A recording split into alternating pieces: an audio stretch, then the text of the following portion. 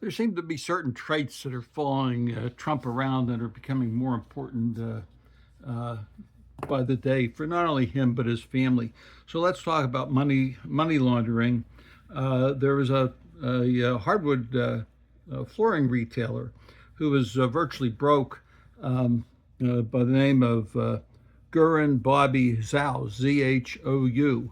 And all of a sudden, 2 years later, after a failed business, he invested $100 million into Trump's businesses. Where did he get the $100 million? I would suspect it's Russia, but what do I know?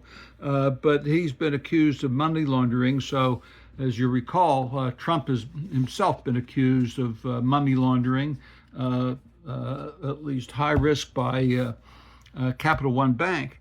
Meanwhile, the Kushners, as you recall, they tried to buy a piece or been trying to buy a piece of property in Albania that residents there says not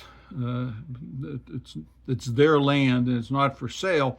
But more importantly, for this purpose, they paid $120 million to Artur Shehu, Shehu, who was a gangster apparently in the country and has been accused of drug smuggling and money laundering. Now, in both those instances, we've just talked about money laundering with respect to Trump and the Trump organizations by Capital One Bank. I don't know if the other banks involved with Trump filed what are called SARS, specific suspicious activity reports, but we know Capital One did, and that's why they stopped banking with Trump. But the other thing is, with respect to the drug trafficking, you'll recall that there's an 86-page report that the FBI had put together in New York relating to drug trafficking and money laundering with respect to Epstein. And so whether or not this was part and parcel of that same group, but it's suspicious not only with respect to Epstein, but money laundering and drug trafficking, of how close they are to Donald Trump and the rest of the family. And that's without regard to their use of drug trafficking.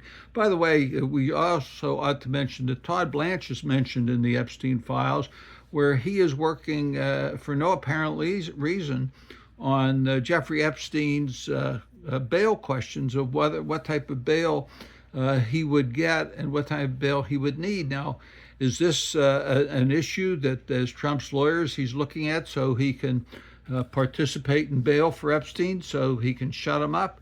Who knows? But at the same time, let's not forget that a whole host of Epstein